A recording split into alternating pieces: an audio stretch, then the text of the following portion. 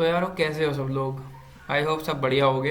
आज जो हम टॉपिक करने वाले हैं वो है इवोल्यूशन ऑफ बिजनेस या फिर stages of development of business. Evolution मतलब विकास, ठीक। बिजनेस का विकास कैसे हुआ और क्या क्या स्टेजेस थी उस बिजनेस के डेवलपमेंट में, ठीक है। तो आज ये टॉपिक हम करेंगे।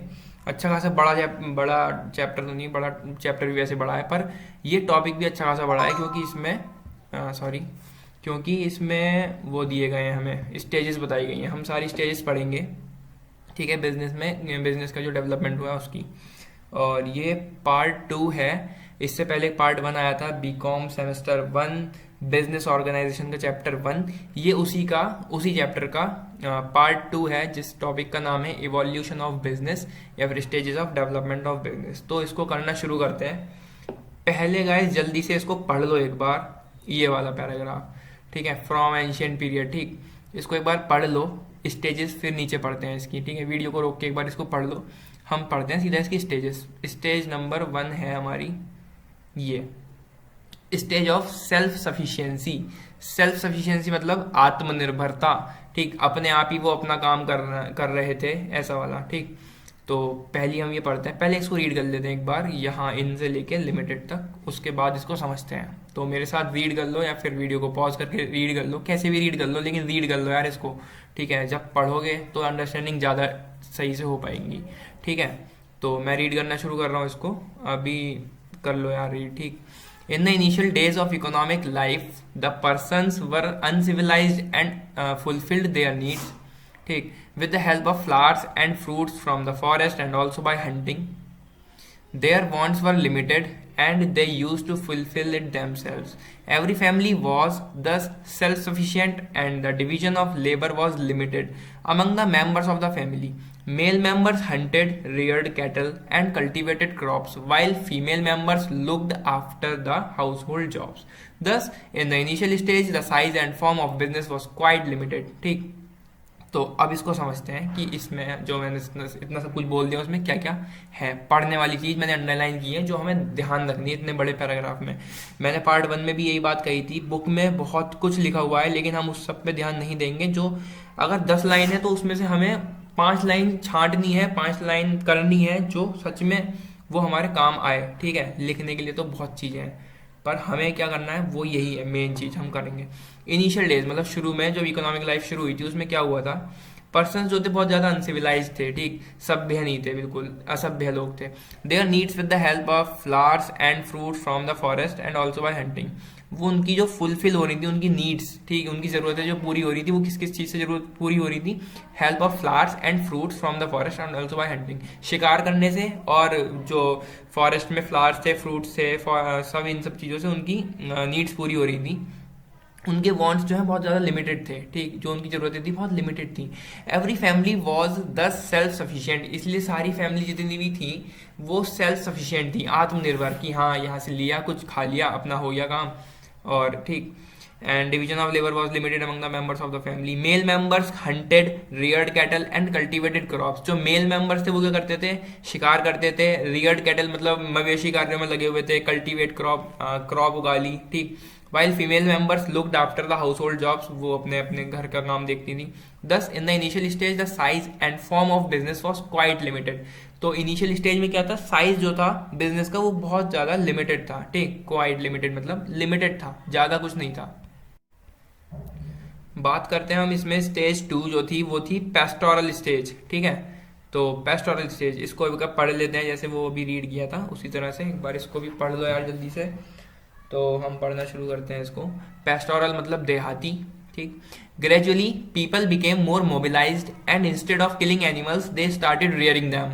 With cattle rearing, they got satisfied regarding food and cloth. They started using milk and meat as food, and they used their skin for cloth. ठीक, they used to wander here and there in search of pastures. With the result, they become nomads. They started forming groups and living near rivers. There was no significant change in division of labor. It was limited to men and women or amongst the family members. Though they were self-sufficient, yet the barter system started in some form or the other. तो अब इसको हमने पढ़ लिया, अब इसके बारे में समझते हैं, मतलब क्या क्या हमने इसमें पढ़ा वो समझते हैं। पीपल बिकम मोर मोबिलाइज्ड, और ज़्यादा मोबिलाइज्ड हो गए थे लोग जो थे वहाँ के, ठीक है। और इंस्टेड ऑफ किलिंग एनिमल्स, जानवरों को मारने की जगह अब वो उनको रियरिंग कर रहे थे, मतलब उनको पाल रहे थे, ठीक, मारने की जगह वो अब उनको पाल रहे थे। With cattle rearing they got satisfied regarding food and cloth. उससे क्या हो रहा था, उनको अब खाना और पहनने के लिए कपड़े सही मिल रहे थे, ठीक। ऊपर वाली स्टेज में क्या हो रहा था, वो हंटिंग कर रहे थे, उनको खाने पीने के लिए बस खाना उनको उनसे मिल रहा था, फूलों से, पत्तों से, पेड़ों से, और ये उनको क्लोथ व्लोथ का उनका कुछ ऐसा सीन नहीं था। अब इसमें क्या हुआ, कैटल रियरिंग करने से उनको खाना मिल गया और उनको क्लोथ मिल गया, ठीक। They started using milk and meat as a food. जो दूध था और मीट था वो उसको फूड की तरह यूज कर लिया उन्होंने, खाने में यूज कर लिया। और जो उनकी स्किन थी उससे उन्होंने कपड़े बना लिए, ठीक। और इसमें फिर हम जो मेन चीज पढ़ने वाले हैं वो है स्टार्टेड फॉर्मिंग ग्रुप्स। उन्होंने ग्रुप्स बनाने शुरू कर दिए, लिविंग और रहना शुरू कर दिया नदियों के किनारे, ठीक। दो दे वर सॉरी कहाँ थे हम, ठीक है। दो दे वर सेल्फ सफिशिएंट, वो सेल्फ सफिशिएंट तो अब भी थे, लेकिन और साथ में बार्टर सिस्टम जो था, बार्टर सिस्टम तो पता ही होगा, गुड्स के बदले गुड्स को एक्सचेंज करना बार्टर सिस्टम कहलाता था। स्टार्टेड इन सम फॉर्म और द अदर, मतलब वो शुरू हो गया था थोड़ा थोड़ा, ठीक है। और इसमें और कुछ है अगर पढ़ने जैसा तो देख लेते हैं, वरना ऐसा कुछ मुझे लग नहीं रहा है इसमें। बाकी आप रीड करोगे, अगर आपको कोई और अच्छा पॉइंट मिलता है तो देख लेना, ठीक है। There was no significant change in division of labour, जो लेबर थी उसमें कोई चेंज नहीं आया ऐसा उसके डिवीजन में। It was limited to man and women और अमंग्स द फैमिली मेंबर्स, ठीक है, सब लिमिटेड चीजें थी। तो ये था हमारा पेस्टोरल स्टेज। अब अगली पढ़ते हैं, नेक्स्ट है हमारी एग्रीकल्चरल स्टेज, ठीक है। एग्रीकल्चरल स्टेज, इसको जूम कर लो थोड़ा। लेटर ऑन, बाद में क्या हुआ, the population of people started increasing, population जो थी लोगों की वो बढ़नी शुरू हो गई। With this their needs as well as knowledge increased, they learn the method of farming and started living at one place together. They took up farming to fulfil their needs, gradually they stopped wandering here and there as nomads. With this, the family system and village developed. They started thinking of owning the land and cattle. Their main occupation was farming and rearing, and hunting cattle became secondary one. Even then, the exchange of goods was very limited at this stage. तो अब इसको समझते हैं क्या हुआ बाद में। जो पॉपुलेशन थी लोगों की वो बढ़ती चली गई, बढ़ती मतलब बढ़ी थी, पीपल स्टार्टेड इंक्रीजिंग, बढ़ना शुरू कर दिया था। With this their needs as well as knowledge increase, जिसके साथ क्या हुआ, उनकी जरूरतें भी बढ़ी और उनकी नॉलेज भी बढ़ी, ठीक। They learn method of farming and started living at one place together, उन्होंने क्या सीखा, फार्मिंग के उन्होंने मेथड सीखे, ठीक है, और रहना शुरू कर दिया एक ही जगह पे साथ में, ठीक। तो they took up farming to fulfil their needs, farming करते थे अपनी नीड्स को पूरा करने के लिए। और with this the family system and village develop, family system जो था उनका वो भी डेवलप हुआ, साथ में विलेज जो एक, अब जब फैमिली बन गई तो विलेज भी बनेगा, उनका विलेज भी डेवलप हुआ, ठीक। They started thinking of owning the land, अब वो उन्होंने क्या सोचना शुरू कर दिया, उस लैंड को खरीदने के बारे में और उस कैटल को खरीदने के बारे में, मतलब उसके मालिक बनने के बारे में सोचना शुरू कर दिया उन्होंने अब। Their main occupation was farming and rearing and hunting cattle become secondary one, जो उनका मेन ऑक्यूपेशन हो गया था वो हो गई थी फार्मिंग और रियरिंग। जो हंटिंग कैटल था वो शिकार वगैरह करना वो उनका सेकेंडरी काम हो गया था, मतलब दूसरा काम हो गया, वो मेन जो चीज थी वो थी फार्मिंग, ठीक। Even then the exchange of goods was very limited at this stage, इसके बावजूद भी जो गुड्स का एक्सचेंज हो रहा था वो बहुत लिमिटेड हो रहा था इस स्टेज में, ठीक। ये थी एग्रीकल्चरल स्टेज। यार एक बार इसको पढ़ोगे ना ठीक से तो सब समझ में आ जाएगा, इसमें कुछ भी ऐसी भारी लैंग्वेज नहीं लिखी है, अगर इंग्लिश से हिंदी ट्रांसलेट करनी भी तुम्हें आती है तो तुम इसको आराम से कर लोगे, ठीक है। तो पढ़ना पैराग्राफ इसको आ जाएंगे अच्छी से चीज समझ में, ठीक है। 2-3 पॉइंट्स भी अगर एक स्टेज से तुमने निकाल लिए सही सही तो बस वो बहुत है, ठीक। नेक्स्ट स्टेज पढ़ते हैं।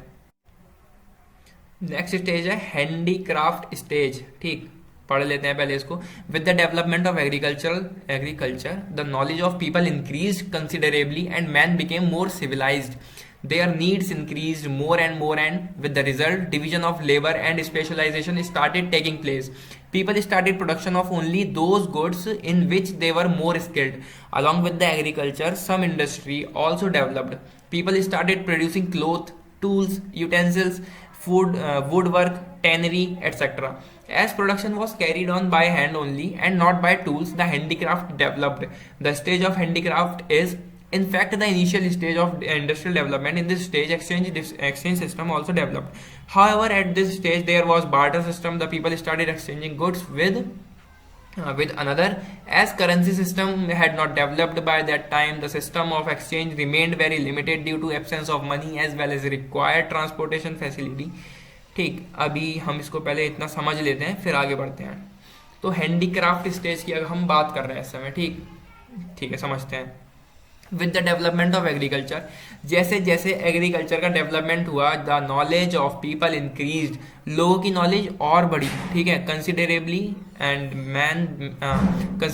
Man became more civilise. जो लोग, जो आदमी थे वो और ज़्यादा सभ्य हो गए, सिविलाइज हो गए, ठीक. There needs increase more and मोर, उनकी ज़रूरतें बढ़ने लगी, ज़्यादा से ज़्यादा उनकी ज़रूरतें होने लगी. With the result division of labour and specialisation started taking place. जैसे जैसे उनकी ज़रूरतें बढ़ने लगी वैसे वैसे लेबर का डिवीजन होने लगा, ठीक, लेबर बनने लगी. People started production of only those goods, लोगों ने उन गुड्स का प्रोडक्शन करना शुरू कर दिया जिसमें वो ज़्यादा स्किल्ड थे, जिसमें वो ज़्यादा अच्छे थे, ठीक. उन प्रोडक्ट्स का, उन गुड्स का उन लोगों ने प्रोडक्शन शुरू कर दिया, ठीक. Along with the agriculture some industry also developed, agriculture के साथ साथ कुछ इंडस्ट्रीज भी डेवलप हुई थी. पीपल स्टार्टेड प्रोड्यूसिंग क्लोथ, लोगों ने क्या प्रोड्यूस करने शुरू कर दिए, क्लोथ्स, टूल्स, बर्तन, यूटेंसिल्स यानी बर्तन, वुड वर्क, ठीक है, ये सब उन्होंने शुरू कर दिया करना.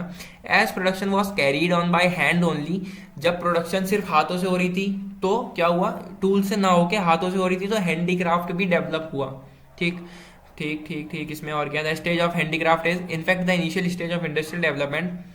हैंडीक्राफ्ट जो था ये एक इनिशियल स्टेज थी इंडस्ट्रियल डेवलपमेंट की.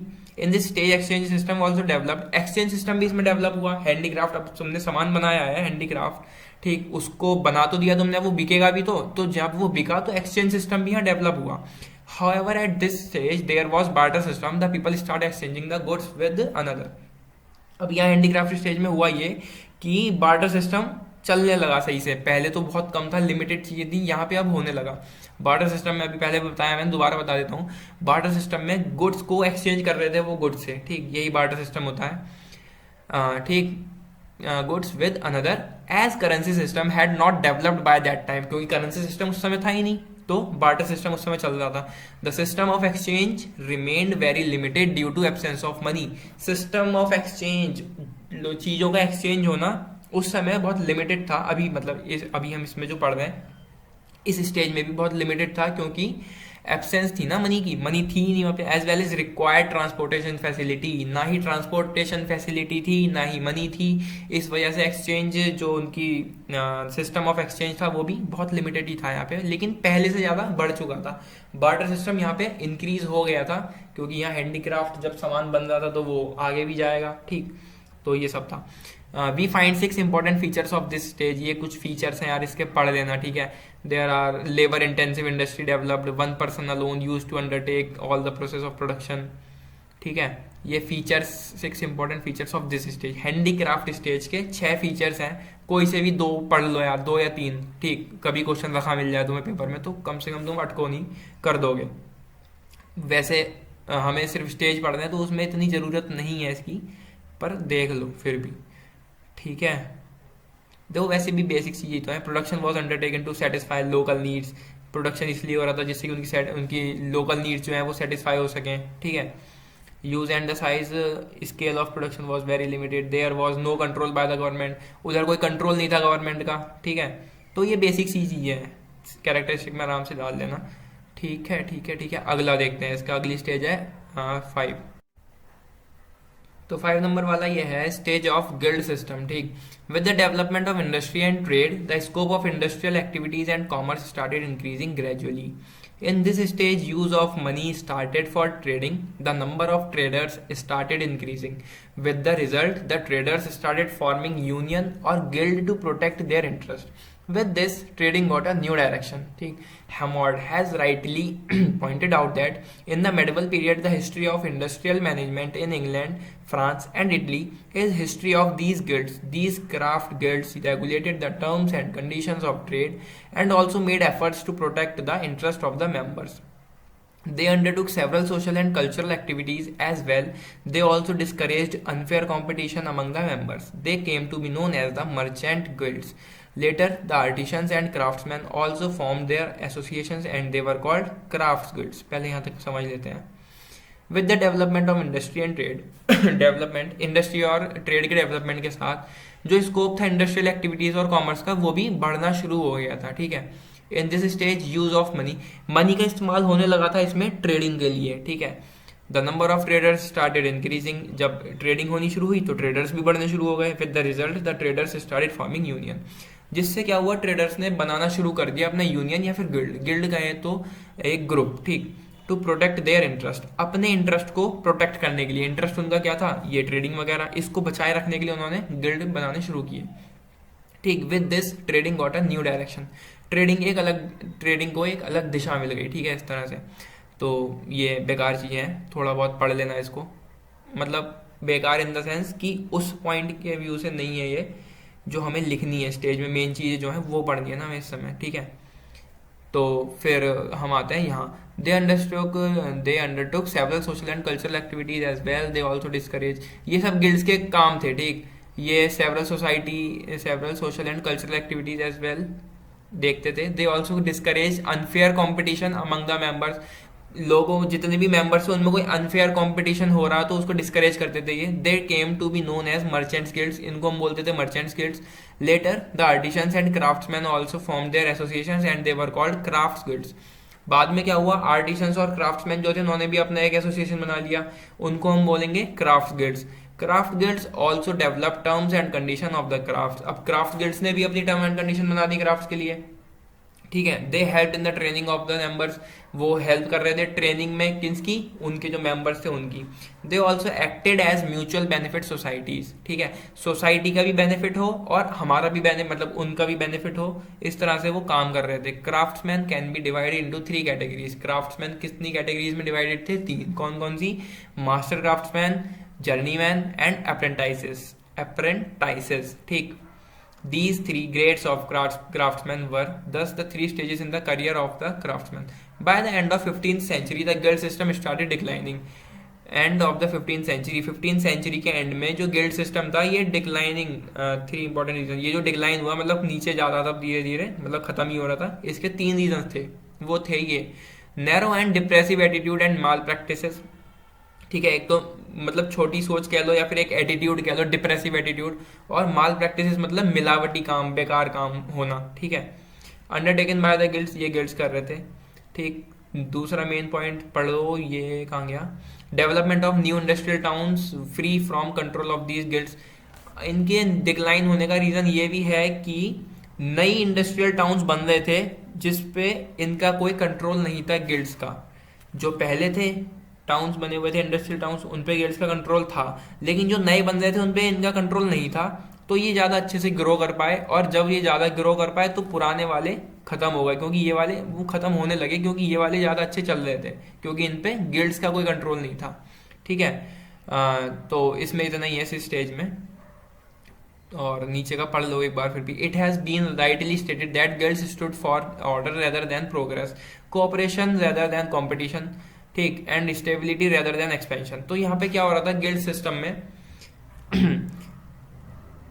देखो यहाँ पे stood for order then the progress. Order पे ऑर्डर दिए जा रहे थे, प्रोग्रेस कुछ हो नहीं रही थी. ठीक है. Cooperation rather then competition. साथ में काम तो नहीं करना लेकिन कंपटीशन पूरा करवाना है इनको. ठीक. Stability rather than expansion. सही से काम हो नहीं रहा, वो बढ़ता जा रहा है. तुमने थोड़ा सा काम किया है, वो तो तुमने सही से किया नहीं, लेकिन तुम उस काम को बढ़ाए जा रहे हो. भाई जो थोड़ा सा किया है कम से कम उसको ठीक से तो करो. ठीक है. The middle ages in the industry were mainly characterised by the merchant guild as well as craft guild. ठीक है. मिडिल एजेस में जो इंडस्ट्री थी उनको कैरेक्टराइज किया गया by merchant guilds as well as craft guilds. ठीक है. अब आते हैं नेक्स्ट है हमारा 6. तो 6th स्टेज है हमारी age of domestic system. Read करते हैं इसको. Gradually people became more civilised and there was enhancement in their knowledge and experience. Importance of division of labor increased along with the specialization in production and distribution. As the guild system declined and the market widened, it became difficult for the craftsmen to look after production as well as distribution of the products. ठीक, पहले यहाँ तक समझते हैं. Gradually क्या हुआ, people became more civilized and there was enhancement in their knowledge. People और भी ज़्यादा civilized हो गए पहले के मुकाबले में, और भी ज़्यादा सभ्य हो गए. There was enhancement in their knowledge, उनकी नॉलेज में भी बहुत ज़्यादा पहले के मुकाबले बहुत ज़्यादा बढ़ोतरी हुई. ठीक, और उनके एक्सपीरियंस में भी. अब बहुत टाइम यार एक इंसान अगर बार बार एक ही काम करता रहेगा तो उसको एक्सपीरियंस होगा. ठीक, तो यहाँ एक्सपीरियंस सब कुछ बढ़ चुका था, नॉलेज उनकी बढ़ गई और ज़्यादा सिविलाइज हो गए. Importance of division of labour increase along with the specialisation. जो लेबर की डिवीजन थी, मतलब लेबर का बंटना या लेबर का होना वहाँ पे, उसकी ज़रूरत भी बढ़ी और स्पेशलाइजेशन के साथ. ठीक है, in production and distribution, production और डिस्ट्रीब्यूशन के समय स्पेशलाइजेशन मतलब ठीक से हुई वो सारी चीज़ें. As the guild system declined, guild system खत्म हो ही चुका था इस वाली स्टेज से, पहले वाली स्टेज में. And the market widened, market भी बड़ा हो गया. It became difficult for the craftsman to look after production as well as distribution of the products.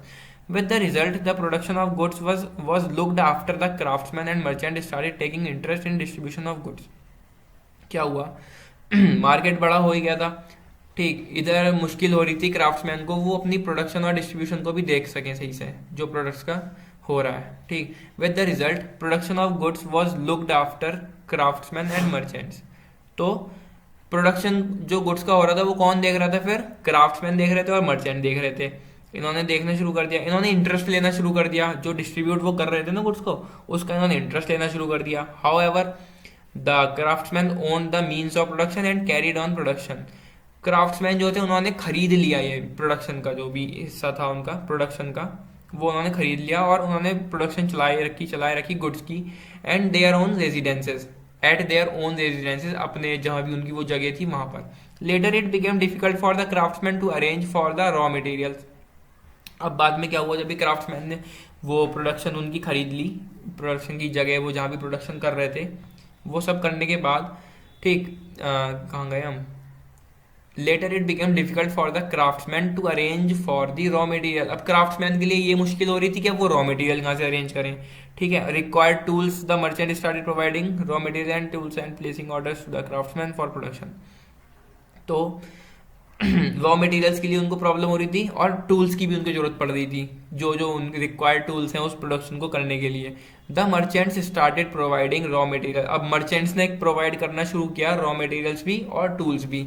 And placing orders to the craftsman for production, और order दे रहे थे merchants craftsman को कि हाँ हमें इस चीज़ की जरूरत है और तुम प्रोडक्शन करो उसकी. The craftsman produced at his residence according to the order placed by the merchants. Merchants जो भी अपना ऑर्डर प्लेस कर रहे थे, क्राफ्ट्समैन उनको अपनी प्रोडक्शन वाली जगह पे उस चीज़ को बना रहे थे. ठीक है, merchants use to pay for the goods in the piece basis. Merchants जो थे वो पे कर रहे थे उन गुड्स की पीस बेसिस, मतलब थोड़ा थोड़ा पैसा दे रहे थे उनको. However production was still carried on at the residence of craftsman. क्या हुआ, प्रोडक्शन चल रही थी कहाँ, जहाँ भी वो रेजिडेंस मतलब क्राफ्ट्समैन की जो भी जगह थी प्रोडक्शन की, वहाँ पे प्रोडक्शन हो रही थी. In this stage the size of the business increased. इस स्टेज में क्या हुआ, बिजनेस का जो साइज था वो बढ़ गया. And accordingly it brought about several important changes in the business. इसके साथ साथ बहुत सारे चेंजेस आए बिजनेस में. With this the development of business was quite faster during this period. तो यहाँ बिजनेस का जो डेवलपमेंट हुआ वो और ज़्यादा फास्ट हो गया इस वाले पीरियड में. ठीक है, ये थी 6th स्टेज हमारी. नेक्स्ट है हमारी 7th stage, age of industrial revolution. ठीक, इसको करते हैं. During the later part of the 18th century and earlier part of the 19th century, various fundamental changes took place in the techniques of production and organization of the industry. These changes were quite dramatic and their consequences were so sweeping and far-reaching that it came to be known as Industrial Revolution. ठीक है, हम इसको समझते हैं पहले. During the later part of the 18th century, 18th century के last में, मतलब 18th सेंचुरी के एंड में और 19th सेंचुरी के शुरू में various fundamental changes took place. कुछ भी नहीं, काफ़ी सारे फंडामेंटल चेंजेस आए. किसमें, टेक्निक्स में, किसकी, प्रोडक्शन की टेक्निक्स में और and organisation of the industry. इन सब चीज़ों में बहुत सारे चेंजेस आए. These changes were quite dramatic. Dramatic मतलब एकदम से आने वाला चेंज. ठीक, नोटिसेबल चेंज जो एकदम से आया हो, and their consequences were so sweeping. Sweeping मतलब असरदार, प्रभावशाली, ठीक, and far reaching that it came to be known as industrial revolution, जिसको नाम दिया गया है एक इंडस्ट्रियल रिवॉल्यूशन। ठीक, इसको पढ़ लेना। In the words of LCA Knowles, the term industrial revolution is used not because the process of change was quick, but because when accomplished the change was fundamental. ठीक, various changes which took place during the industrial revolution was, कौन से changes हुए industrial revolution के चलते, was to be divided into 6 categories. देखो इतने सारे तो करने की जरूरत है नहीं, मुश्किल से 3-4 पढ़ लेना सही से, जो तुम्हें याद रहे। ठीक, development of engineering due to various inventions and discoveries, बहुत सारे इन्वेंशंस और डिस्कवरीज के चलते इंजीनियरिंग का डेवलपमेंट हुआ। रिवॉल्यूशन इन आयरन मेकिंग, लोहे का बनना शुरू हुआ। ठीक, डेवलपमेंट ऑफ कोल माइनिंग, जो कोयले की खान थी उनका डेवलपमेंट होना शुरू हुआ। रिवॉल्यूशन इन ट्रांसपोर्ट, ट्रांसपोर्ट का रिवॉल्यूशन हुआ। केमिकल इंडस्ट्रीज का रिवॉल्यूशन हुआ, बढ़ी वो। ठीक है, the industrial revolution brought about development of factory system, industrial revolution से क्या हुआ, फैक्ट्री सिस्टम का डेवलपमेंट हुआ, लार्ज स्केल प्रोडक्शन होने लगी, undertaken at one place known as factory, जिसका क्या नाम दे दिया गया, लार्ज स्केल में एक जगह कुछ प्रोडक्शन हो रहा है, फैक्ट्री सिस्टम जो था वो, उसको नाम दिया गया factory. The salient features of factory system, अब फैक्ट्री सिस्टम के यहाँ कुछ फीचर्स आ गए, पढ़ लो। Widespread use of power driven machines, बहुत ज्यादा बड़ी बड़ी मशीन्स थी। ठीक है, पावर ड्राइवन मशीन्स। ठीक है, और मास प्रोडक्शन और डिवीजन ऑफ लेबर, लेबर का भी यहाँ डिवीजन हुआ। तो ये कैरेक्टरिस्टिक्स हैं किसकी, फैक्ट्री सिस्टम की। ठीक है, along with the industrial revolution came the commercial revolution, industrial revolution के साथ कमर्शियल रिवॉल्यूशन भी हुआ। In this stage several remarkable developments took place which brought about various far reaching consequences in the business world. Commercial revolution उसके जब हुआ तो उसमें बहुत सारे डेवलपमेंट्स हुए उसके होते हुए, which brought about various far reaching consequences in the business world। Business world में और भी ज्यादा, बिजनेस वर्ल्ड जो था वो और भी ज्यादा रीच, और भी ज्यादा उसकी रीच बढ़ गई। ठीक है, from the point of growth of business it is taken as golden age. अगर हम बिजनेस के पॉइंट ऑफ व्यू से कहें तो हम इसको नाम देंगे गोल्डन एज, क्योंकि यहाँ पे बहुत ज्यादा इंडस्ट्रियल रिवॉल्यूशन की वजह से, कमर्शियल रिवॉल्यूशन की वजह से बिजनेस की रीच और भी ज्यादा बढ़ गई थी। ठीक है, तो इसको इन्होंने बिजनेस की पॉइंट ऑफ व्यू से नाम दिया है गोल्डन एज। ठीक, ये था इस स्टेज की बात। अब देखते हैं लास्ट स्टेज जो है modern age of scientific revolution. In the 20th century remarkable and fundamental changes took place. 20th century में क्या हुआ, रिमार्केबल मतलब बहुत अच्छे, and fundamental changes took place हुए, and the process of industrial revolution still continued. जो changes हुए वो तो हुए साथ में जो इंडस्ट्रियल रिवॉल्यूशन का प्रोसेस था वो भी चल रहा था, specially after the second world war. Second world war के बाद unprecedented progress took place in the scientific and industrial areas. Unprecedented का मतलब है ऐसी प्रोग्रेस जो कभी पहले ना हुई हो और ना शायद कभी ऐसी प्रोग्रेस कभी हो पाएगी। ठीक है, तो in scientific and industrial area ऐसी वहां प्रोग्रेस हुई with the help of automation. Automation क्या था, पीपल मतलब जो लोग काम कर रहे थे वो लोग काम ना करके अब मशीनें वो काम करेंगी। ठीक, उसका मतलब है automation. Several important changes have taken in place in the business world. तो इस वजह से क्या हुआ, बहुत सारे चेंजेस आए किसमें, बिजनेस वर्ल्ड में। Electronic computer has brought about a new revolution in the business world. Computer जब से आया उसके बाद जो रिवॉल्यूशन हुआ बिजनेस में वो तो एक अलग लेवल का था, क्योंकि कहाँ लोग बिल्कुल बिना कंप्यूटर, यार खुद इमेजिन करो ना कैसी लाइफ होगी बिना कंप्यूटर के, बिना मोबाइल के। तो जब कंप्यूटर आया तो उसके बाद एक नया मोड़ आया बिजनेस वर्ल्ड में। ठीक, new development are taking place in the area of business organisation and management. Management is becoming more and more complex. ठीक, the use of computer in solving various managerial problems has been increasing in the industrial revolution. तो बहुत सारी problems जो थी, managerial problem थी, वो तो computer ही solve कर दे रहा था। ठीक, और in the industrial revolution the body power was transferred to the machine and now efforts are being made to transfer brain power also to the machine। यहाँ क्या हुआ, जो बॉडी पावर थी मतलब जो लोग काम कर रहे थे अपनी मेहनत से, वो ट्रांसफर किधर कर दी गई, मशीन्स को। ठीक, and now efforts are being made to transfer brain power also to the machine. इन्होंने बॉडी पावर तो ट्रांसफर करी थी मशीन में, ब्रेन पावर भी मशीन को ये ट्रांसफर करने की यहाँ सोच रहे थे, एफर्ट्स लगा रहे थे उसमें। Electricity power is being replaced by nuclear energy. जो इलेक्ट्रिसिटी पावर थी उसको रिप्लेस कर दिया न्यूक्लियर एनर्जी से। The electronic computer, the assembly line, the atomic power, the space communication are the miracles of this age. इस age में बिल्कुल वो जादू जैसा था बिल्कुल, ठीक है। With this business is growing faster, though in the near future more problems and complexities are bound to grow in the business. तो ये थी हमारी सारी स्टेजेस, ठीक है। तो ये हो गया पार्ट 2 भी हमारा समाप्त, ठीक है। तो अब हमने इसमें कर लिया पूरा इवोल्यूशन ऑफ बिजनेस, एक अच्छा खासा बड़ा टॉपिक था जिसमें हमने 8 स्टेजेस पढ़ ली हैं इसकी। तो बस इसमें इतना ही था। पार्ट 3 आएगा। पार्ट 3 में मेरे ख्याल से जो हम टॉपिक कवर करेंगे वो होंगे characteristics of business and characteristics of modern business, ठीक है। यही टॉपिक्स होने चाहिए मेरे ख्याल से आगे। तो हम ये वाले टॉपिक्स कवर करेंगे पार्ट 3 में। तब तक के लिए आप इसको आराम से पढ़ो, ठीक है। रीडिंग भी कर लोगे ना यार एक बार ठीक से इसकी, तो ये मतलब पूरी तरह से समझ आ जाएगा, कोई बहुत बड़ी चीज़ नहीं है इसमें, ठीक है। आराम से रीडिंग करना, इसकी समझ आ जाएगा आराम से। तो मिलते हैं अगले पार्ट में, पार्ट 3 में। तब तक के लिए bye bye, take care. Video को लाइक करना, शेयर करना दोस्तों में, चैनल सब्सक्राइब कर लो यार, ठीक। और वीडियोस लाने का फिर मन करेगा जल्दी जल्दी, ठीक है। बाय।